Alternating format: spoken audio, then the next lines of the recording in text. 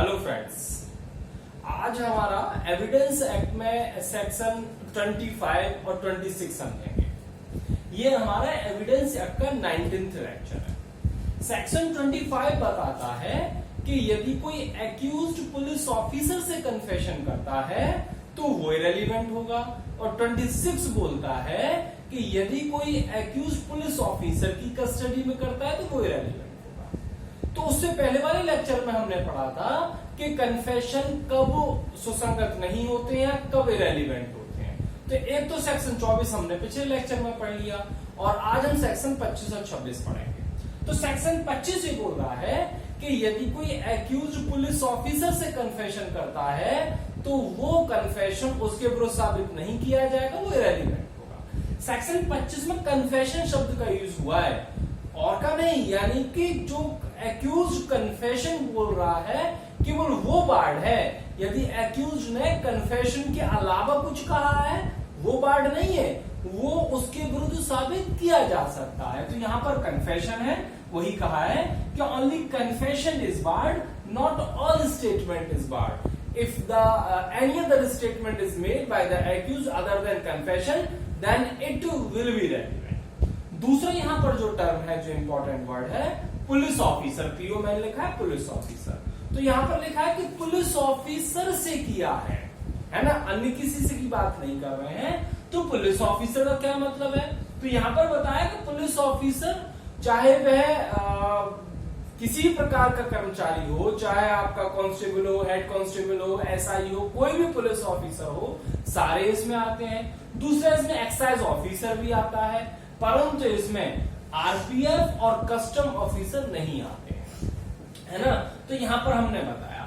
दूसरी चीज, जो आप कन्फेशन बोल रहे हो वो कन्फेशन चाहे इन्वेस्टिगेशन के दौरान किया हो, इन्वेस्टिगेशन से पहले किया हो, या इन्वेस्टिगेशन से बाद में किया हो, कोई भी कन्फेशन किया जा रहा है, चाहे इन्वेस्टिगेशन से पूर्व का हो चाहे उसके पश्चात का हो, वो एक्यूज के विरुद्ध साबित नहीं किया जा सकता। तो यही हमारी टर्मिनोलॉजी है सिंपल भाषा में। यदि पुलिस ऑफिसर से कन्फेशन किया जा रहा है तो इरेलीवेंट होगा, उसके विरुद्ध साबित नहीं किया जाएगा। तो इसके संबंध में दो महत्वपूर्ण केस हैं। एक है आपका Sitaram versus state of UP. Sitaram versus state of UP के मामले में एक व्यक्ति ने अपनी वाइफ की मर्डर कर दिया, उसके पश्चात डेड बॉडी के पास में ही उसने एक लेटर छोड़ दिया था और उसमें लिखा था कि आदरणीय दरोगा जी, मैंने अपने वाइफ की हत्या कर दी, कुछ दिन बाद मैं आऊंगा और अपने आप सरेंडर कर दूंगा।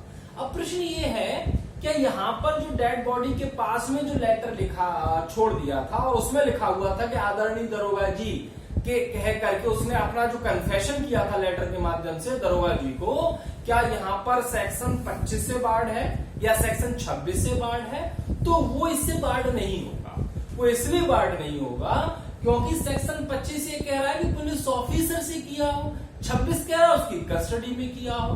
तो यहाँ पर जो लेटर में केवल संबोधित किया पुलिस ऑफिसर को, ना तो पुलिस ऑफिसर से किया जा रहा है, ना तो पुलिस ऑफिसर है वहां पर, और ना ही उसकी कस्टडी है। तो इसलिए जो उन्होंने लेटर लिखा था इससे कोई फर्क नहीं पड़ेगा, वो कन्फेशन उसके विरुद्ध साबित किया जा सकता है। इसी प्रकार से दूसरा केस है मुरली वर्सेस स्टेट। क्या कोई व्यक्ति खुद ही एक्यूज्ड है और वो खुद ही एफआईआर लिखाता है, और उसके पश्चात जिसने एफआईआर लिखाई है यदि कोर्ट में उसी का ट्रायल चल रहा है, अब प्रश्न ये है कि उसने यदि एफआईआर में कुछ कन्फेशनल स्टेटमेंट किया है, क्या वो उसके विरुद्ध साबित हो सकते हैं? तो यदि एफआईआर में कोई चीज उसने लिखाई है यदि कन्फेशन की कैटेगरी में आती है तो वो उसके विरुद्ध साबित नहीं हो सकते, पर जो कन्फेशन की कैटेगरी में नहीं आते हैं वो उसके विरुद्ध साबित किए जा सकते हैं। तो ये हमारे दो केस हो गए, मुरली वर्सेस स्टेट और Sitaram versus state of UP. Next section पे आते हैं हम, सेक्शन 26। सेक्शन 26 ये बोल रहा है कि यदि किसी एक्यूज ने पुलिस ऑफिसर की कस्टडी में यदि कन्फेशन किया है तो वो भी साबित नहीं हो सकता, वो भी बार्ड है। एक्चुअली 25 और 26 दोनों का ही सेक्शनों का उद्देश्य है कि कहीं ना कहीं एक्यूज जो कन्फेशन कर रहा है वो शायद उसको जबरदस्ती कराई जा रही है, शायद उसको टॉर्चर किया जा रहा है, शायद उसे थर्ड डिग्री का प्रयोग किया जा रहा है, तो इसलिए हो सकता है उससे जबरदस्ती कन्फेशन कराई जा रही हो।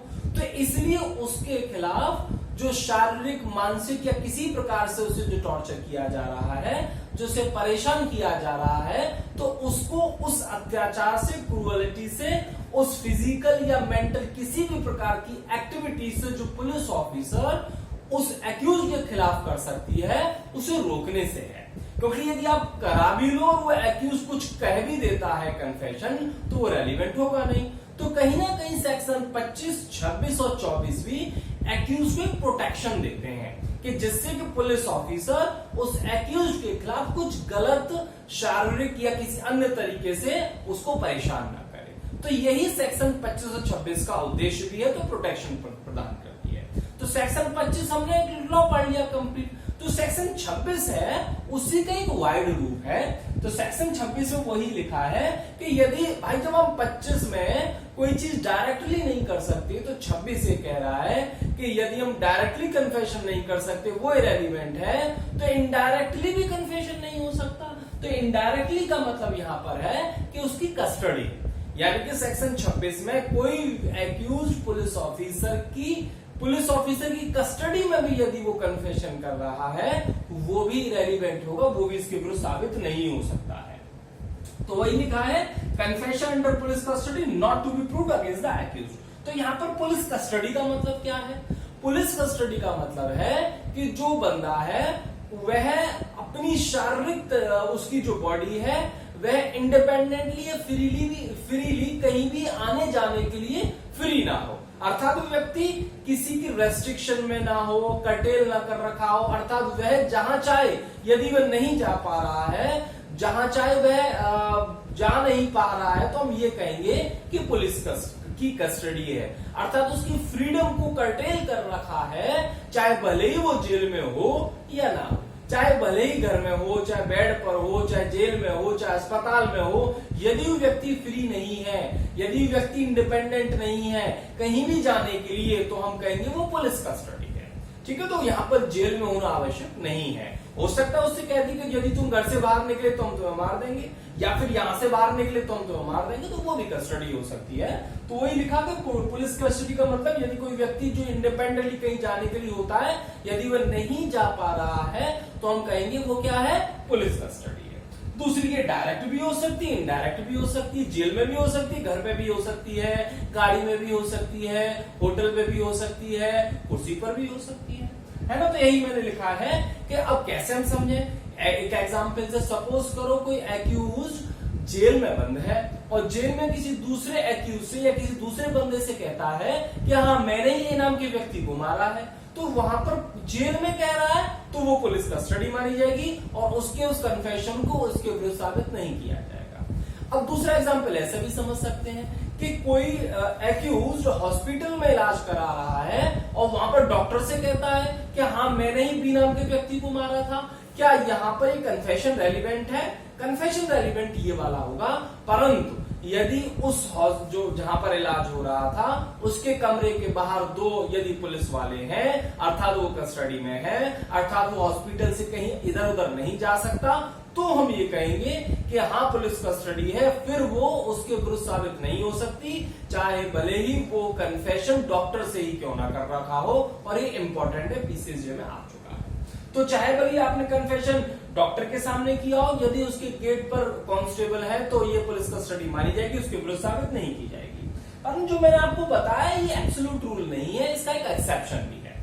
तो ये बताया कि यदि जो पुलिस कस्टडी में यदि कन्फेशन किया जा रहा है और वो जो कन्फेशन किया जा रहा है इमीडिएट प्रेजेंस ऑफ मजिस्ट्रेट किया जा रहा है, तो एक्यूज के विरुद्ध साबित किया जा सकता है, ये रेलिवेंट होगा। वही मैंने लिखा है सेक्शन 26 का next part, unless immediate presence of magistrate, if the confession is made in the immediate presence of magistrate then it will be relevant. क्यों? क्योंकि यहाँ पर यह संभावना है कि शायद उसके खिलाफ टॉर्चर नहीं प्रयोग किया गया होगा, मजिस्ट्रेट के जो भी उसे अपने लीगल प्रोसेस अपनानी चाहिए वो प्रोसेस अपनाई गई होगी, उसे समझा दिया गया होगा और मजिस्ट्रेट सेटिस्फाइड हो गया होगा कि वॉलंटरी कन्फेशन कर रहा है, इसलिए वहां पर वो वाला रेलिवेंट हो जाता है यदि भले ही कस्टडी हो परंतु इमीडिएट प्रेजेंस ऑफ मजिस्ट्रेट किया जा रहा है।